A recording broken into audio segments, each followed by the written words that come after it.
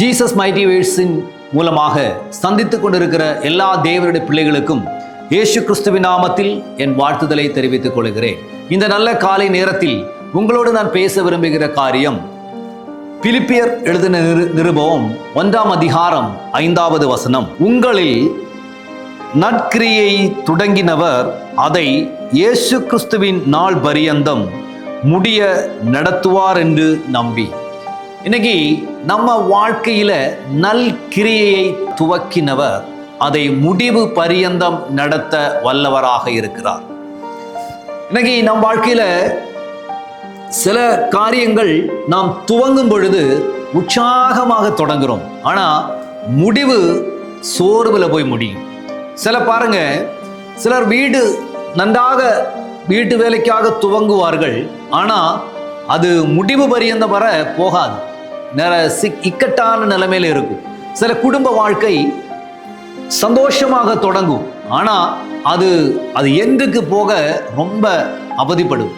அதே மாதிரி சில நல்ல காரியங்களை துவங்குவதற்கு எல்லாருமே நல்ல உற்சாகமா தொடங்குவார்கள். முடிவு அது எப்படி இருக்கும் என்று கேட்டீங்கன்னா அது ரொம்ப தோல்வியான சூழ்நிலையே இருக்கும். ஆனா இந்த வார்த்தை இங்க சொல்லப்பட்டிருக்கிறது, நல்ல கிரியையை உன்னில் துவக்கினவர் அது முடிவு பரியந்தம் உன்னை நடத்துவார்.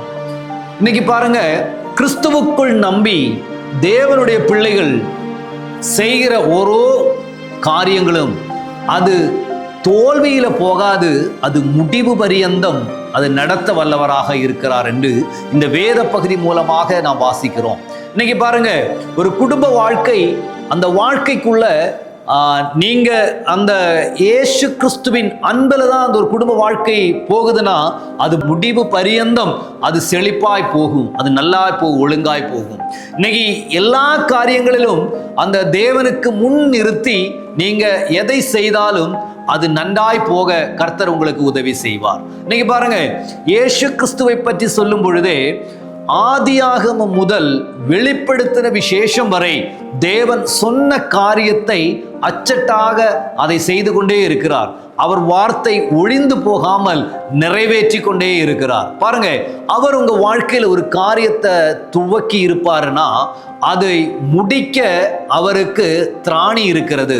அதை முடிவு பரியந்தம் உன்னை நடத்த அவருக்கு அதை பத்தி நடத்த அவர் வல்லவராக இருக்கிறார்.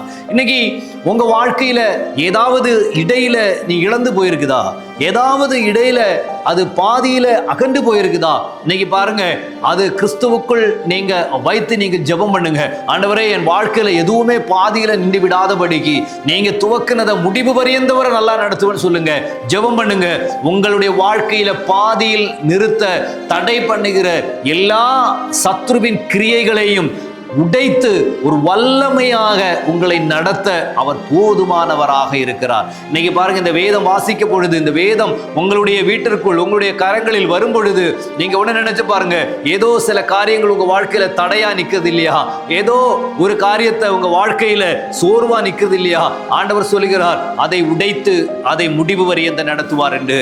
தேவன் பேதுருவை குறித்து ஒரு திட்டம் வைத்திருந்தார். பேதுருவை இப்படிதான் ஒரு ஊழியத்துல கொண்டு போகணும்னு வைத்திருந்தார். ஆனா இடையில சிறைச்சாலைக்குள்ள பேதுருவை போட்ட ஒரு சம்பவத்தை நாம் பார்க்க முடியும். அந்த இரவுல பாத்தீங்கன்னா அந்த சிறைச்சாலைக்குள்ள இறங்கி அந்த பேதுருவை எழுப்பி அங்க இருந்து வெளியே கொண்டு வந்தார் என்று வேதம் தெளிவாக சொல்லுகிறது. பாருங்க, தேவனுடைய திட்டத்திற்கு தடையாக சிறைச்சாலை இருந்தா கூட அதை உடைத்து அதை மாற்ற வல்லவர் என்று வேதம் சொல்லுகிறது. பவுல் சிறைச்சாலையில் கட்டப்பட்டிருந்த பொழுது சிறைச்சாலையில் இருந்து தேவன் கொண்டு வந்தது சிறைச்சாலையின் அஸ்திபாரங்களை குலுக்கினார் என்றால், இன்று உனக்கு எதிராக எந்த தடயம் உனக்கு எதிராய் நின்றாலும் அதை உடைத்து போட என் ஆண்டவர் போதுமானவராக இருக்கிறார். அவர் கையில ஒப்பு கொடுங்க.